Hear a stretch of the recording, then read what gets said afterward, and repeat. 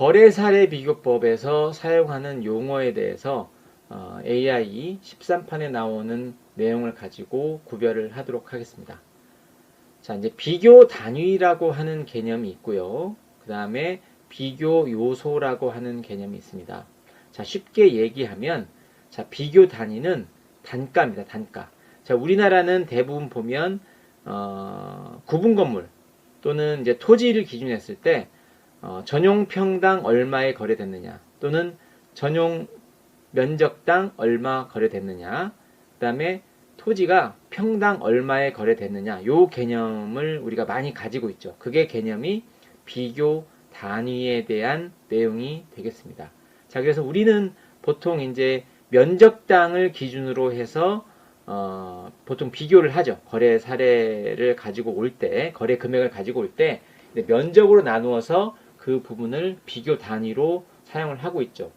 자, 근데 부동산의 이용 상황에 따라서는 호텔 경우에는 뭐 객실당 단가가 얼마큼 되느냐, 아니면 골프장 경우에는 홀당 얼마의 거래가 되었느냐, 그 다음에 뭐 전면 길이당 단가가 얼마냐, 전용면적당 단가가 얼마냐, 이 단가의 개념이 비교 단위라고 하는 용어로 여러분들이 이해를 하시면 될 것 같습니다. 자, 그 다음에 이제 비교 요소라는 개념이 있죠. 비교 요소. 자, 이 미국 사람들은 비교 요소에 대한 부분을 이런 개념으로 보고 있습니다. 즉, 거래 금액 또는 거래 단가에서 마이너스를 해서 또는 플러스를 해서 나중에 최종적으로 우리가 적용해야 될 거래 금액 또는 단가, 거래 금액이죠. 이렇게 거래 금액, 그 다음에 다 이렇게 보정을 해서 마지막으로 해야 될 단가를 구하는 과정에 필요한 요소들이 비교 요소라는 개념으로 보시면 되겠습니다. 자, 그래서 보면은 이제 거래 사례 금액을 또는 거래 단가를 정상화시키기 위해 보정해야 할 거래 사례의 특성들이라는 개념이 비교 요소라고 하는데, 두 가지로 나누죠. 즉, 거래 조건의 보정과 부동산 특성의 보정으로 구분을 하고 있습니다. 여기서 보시면 이 노란색으로 표시된 부분이 거래 조건의 보정이라는 개념이고, 이 하얀색으로 표시된 그 용어들이 부동산 특성의 보정으로 보시면 되겠습니다. 자, 그러면 이 사람들은 보면 첫 번째로 해야 될, 즉 유의해야 될 사항은 여기서 나와 있는 그 항목을 순서대로 그대로 보정을 해야 된다는 것이 중요한 부분입니다. 여기서의 중요한 거는 순서를 꼭 지켜라. 순서를 꼭 지켜야 이 금액 또는 단가가 완전하게 보정이 된다고 하는 부분이 되겠습니다. 자, 그래서 이 거래 조건의 보정은 이전되는 부동산의 권리라는 부분이 있죠. 즉, 이 거래된 금액이 완전한 소유권이냐, 아니면 임대권에 관련된, 즉 임대가 된 상태에서 거래된 금액이냐, 뭐 이런 부분이고, 금융 조건이 어떤 상태냐, 이 부동산에, 그 다음에 거래 조건이 있냐 없냐, 그 다음에 매수인이 이 건물 또는 이 부동산을 매수한 다음에 바로 지출해야 될 금액들이 있냐 없냐, 이런 부분들이 있죠. 근데 이제 우리가 거래 금액을 할 때 임차인들을, 우리나라 같은 경우도 매도인이 이거를 내보내주는 조건이냐, 아니면 매수인이 내보내주는 조건이냐에 따라서 많이 달라지죠. 자, 그 다음에 이제 이 시장 상태라고 하는 부분은 이 거래 조건의 마지막 부분인데, 이게 이제 우리가 흔히 얘기하는 시점 수정에 관련된 부분이 시장 상태에 대한 개념이죠.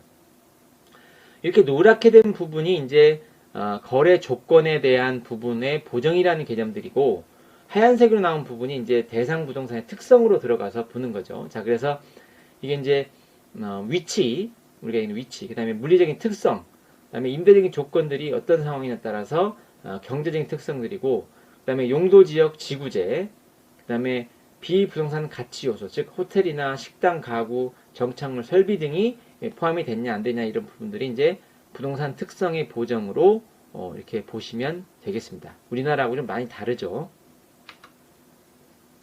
자, 우리나라하고 좀 비교를 다시 해보면 이 비교 요소는 거래 조건의 보정과 그 다음에 부동산 특성의 보정으로 나누어지고 이 거래 조건의 보정에는 자, 이전되는 부동산의 권리, 금융 조건, 거래 조건, 매수 후 지출되는 비용, 시장 상태까지가 거래 조건의 보정이고 위치, 물리적 특성, 경제 특성, 용도적 지구재, 비부동산 요소 이 부분을 이제 순서대로 순차적으로 적용해야 된다고 그랬죠. 중요한 게 순서.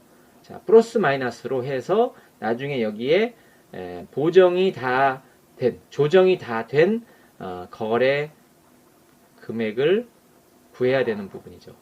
자, 그런데 우리나라는 이와 달리 자, 거래 사례 단가 또는 총액에다가 이제 사정 보정, 시점 수정, 지역 요인 비교, 개별 요인 비교, 면적 비교를 하죠. 즉 우리가 이제 거래 금액이 총액인 경우에는 면적 비교를 하는 것이고 단가인 경우에는 면적 비교를 하지 않는데 제가 이제 이 흰색과 노란색으로 표시를 해 놓은 건 뭐냐면 거래 사례 단가 또는 총액을 가져와서 이 사정 보정과 시점 수정 단계는 이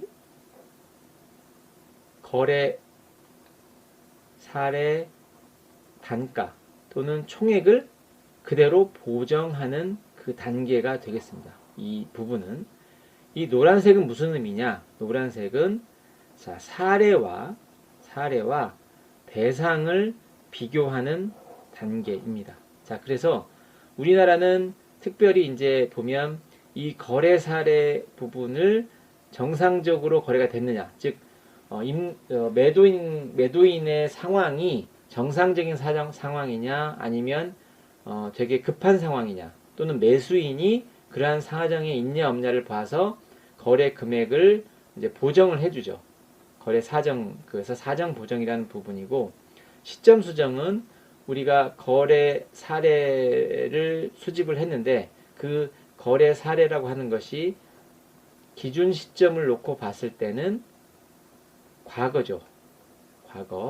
과거를 이 기준 시점으로 보정을 해줘야 되기 때문에 이게 시점 수정이라는 개념이 되겠습니다. 자, 그 다음에 이제 지역 요인이라고 하는 개념은 이 거래 사례를 어디서 구했느냐, 즉, 자, 인근 지역에서 구했느냐, 유사 지역에서 구했느냐, 동일 수급권에서 구했느냐에 따라서 이제 지역 요인 비교를 하냐 마냐 하는 거죠. 즉, 인근 지역, 즉 대상 부동산이 소재한 지역에서 거래 사례를 수집했을 경우에는 지역 요인 비교가 필요 없는 것이고, 유사 지역이나 동일 수급권에서 그걸 구해 갖고 왔다면 지역 요인 비교가 필요한 거죠. 자, 그 다음에 이제 개별 요인은 주로 우리나라는 이제 이 부분이죠. 즉, 이러한 위치, 물리적 특성에 관련된 부분이 주로 이 개별 요인에 관련된 부분이 되는 것이고, 용도 지역, 지구재, 뭐 이런 부분들이 이제 지역 요인 비교가 되겠죠.